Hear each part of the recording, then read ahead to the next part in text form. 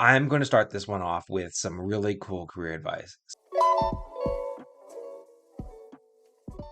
So I spend a lot of time on different subreddits, and one subreddit I spend time on is r/jobs. And I've seen some really good advice here. So I'm going to share it. I'm going to read it. It's long. I'm not going to put you through the pain of hearing Robo Voice read it because, I mean, let's be real. It's not as good at reading as I am. So I will read it and I'm going to kind of talk through it as I go. So he says, I have interviewed, or they said, I've interviewed and hired hundreds of people. I stumbled across this channel and read some of the posts, and it occurred to me that there are a lot of questions and opinions being floated, but I haven't seen any actionable advice. Okay. I have seen some bad advice. So, first, who am I? I work these days in technology, but I've been a carpenter. I've worked in the marine industry as a boat captain and various scut work jobs. I've been a graphic designer and I've been a project management leader for 25 plus years with VP, SVP, and CPO titles.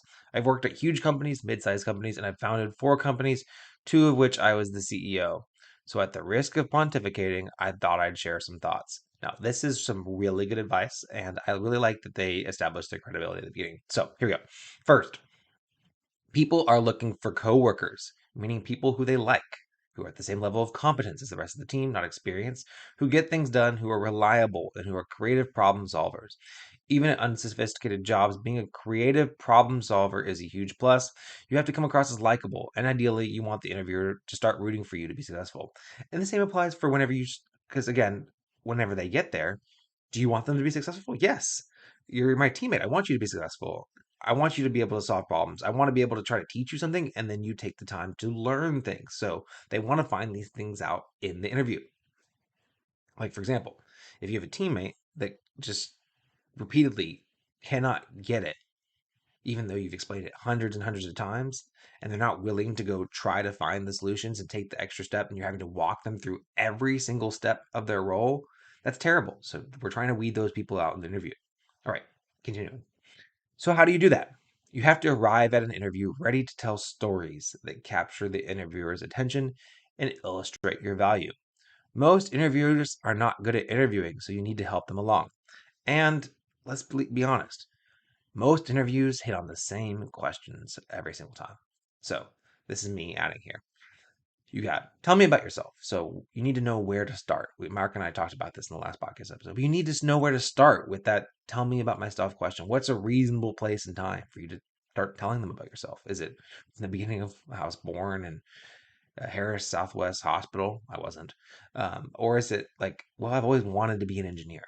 I grew up and I did this and I did this and I went to school for it and I learned this and I'm really glad that I went to that school because it really excelled at preparing me for this. And then I got my first job doing this because I'm interested in this. And now, uh, experience. Now here I am and I have all this experience and I am so well fit for this position. You've already answered all their questions about whether or not you have the background and experience to do the position.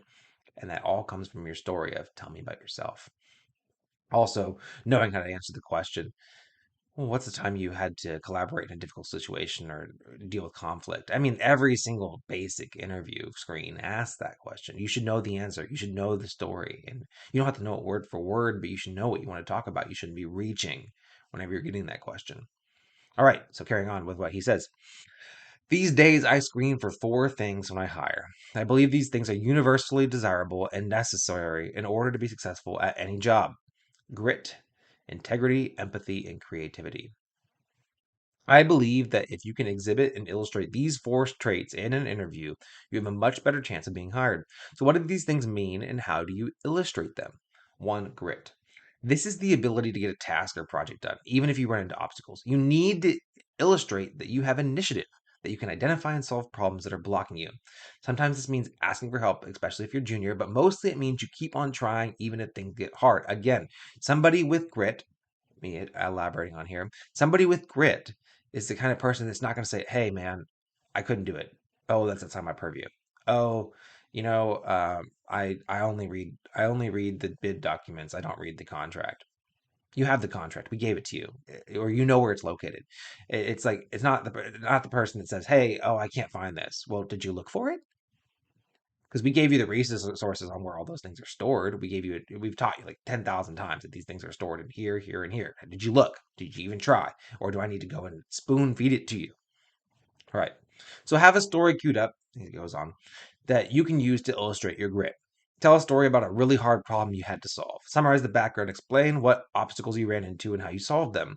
For a first job, if you're junior, telling a story that isn't work related is okay, or a situation where you recognized a problem beyond your skill level and escalated to get help from your boss or a senior colleague, and then completed the project. Sometimes showing that you're a team player and that you have the humility to ask for help is better than struggling alone. However, if you're more senior, showing that you know how to get things done independently is probably more important. All right, he goes on. 2. Integrity. Are you trustworthy and reliable?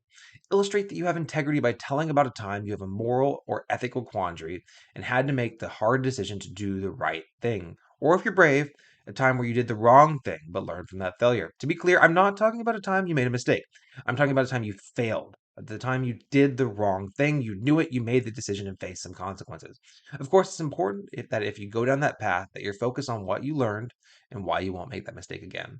This can be really important if you have anything in your background that could become visible through a simple social media search or background check. Showing vulnerability in an interview, especially around integrity, can be the thing that gets an interviewer to start rooting for your success. So, I think this is important. I mean, I want to work with somebody that I can trust, that's going to be my teammate, not somebody that's going to go behind my back. So, good advice. 3.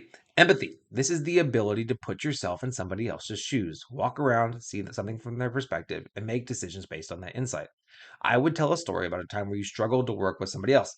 Oh, does that make sense? That's a question that they already asked. They ask about a time you struggled to work with somebody else. So maybe already had that story queued up. And if it's natural in conversation, just go ahead and tell the story because you're going to answer the question for them. They don't even have to ask it.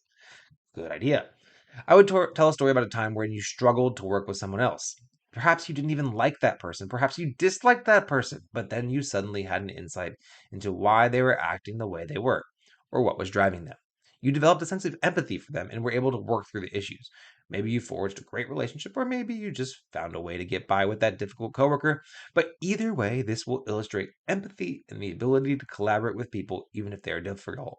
Yes, any employer wants to know that you can work with all different kinds of people. They don't want people that are abrasive. 4. Creativity. This one is a bit trickier. When I interview candidates, I ask a question designed to elicit a story about creativity. So be careful about how you interject this into conversation. Tell a story about a time you figured out a solution to something difficult in a creative way. Maybe talking about a business you started, even something as simple as a lawn mowing business as a kid, or a project you did at church, or a summer project. I ask the person to tell me an idea that they've had for a company or product or non-profit or service and what is it, what is exciting about it to them. Then I ask them to think through several aspects of the idea and expand on it until they finally either prove that they can think things through and to the end, or that they run into a wall at some point. Either way, it's very illuminating as an interviewer. Okay, this is pretty good advice, but man, are you trying to steal their business ideas? I'm just saying. But I get it. You want to have some creativity, and I think that I wouldn't necessarily tell. Well, I could tell them about my podcast. That's one thing that I would talk about, and I can get really nitty gritty into all the technological nuances of things that I do when I'm interviewing people. Oh, I'd have a lot of fun talking about that. But I don't know if that's what I'd necessarily talk about for creativity. I think, um, I don't know, when I was a kid, I wanted to make a golf ball vending machine. That was kind of fun. But all right. Anyways, they go on to say, I hope this is helpful. Just remember, hiring managers are looking for team members. They're figuring out if they like you as well as if you're qualified. So it's really important that you let them look at you, the real you, so they can assess you for who you actually are. I've filed people out of interview processes because they were too guarded and weren't letting me get to know them.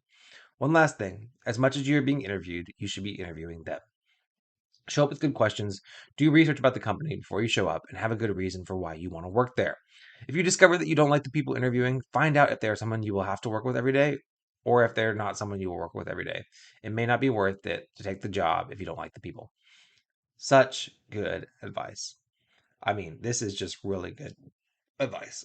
So, if you're struggling, if you're finding out that you're just not getting success, getting calls back after interviews, watch this advice.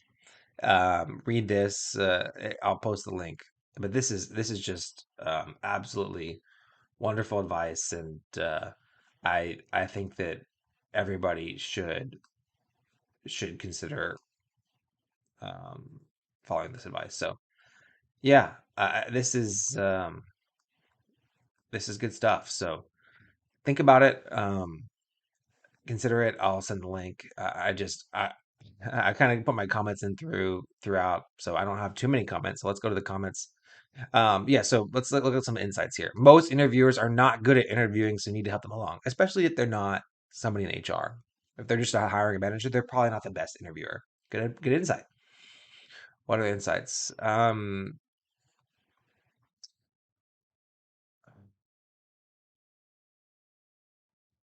I would add looking for curiosity. I want people who are going to be interested in the larger context and how they fit into it, who are going to teach themselves the things they don't know. These are the people that will come up with proactive solutions to problems before they happen and not view something as outside their purview. And I commented here, I said, Amen.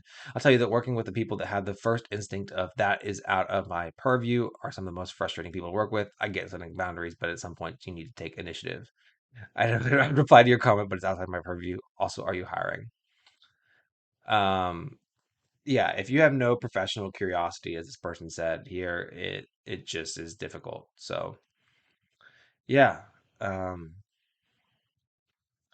it I just think that that's really good advice. So thank you, Mister U slash the real Picard one for that advice. It's actually e- excellent advice, actionable, and I have given you a vote for it. So good job. Reddit karma coming your way. Thank you so much for watching this segment of the Engineering Success Podcast. If you liked it, make sure to check out the other videos down below that are recommended to you. And if you really like the podcast, make sure to subscribe right down there in the middle. Really appreciate it. It's free to you and helps us a lot out. And last but not least, the best way to help the show grow is to comment down below. So leave your comment if you have any thoughts about this segment. Chasing payments, still playing in the basement while I'm working on arrangements. They heard the kid in 50 countries, thank God that's amazing. But I'd rather thank Spotify, they put me on the station.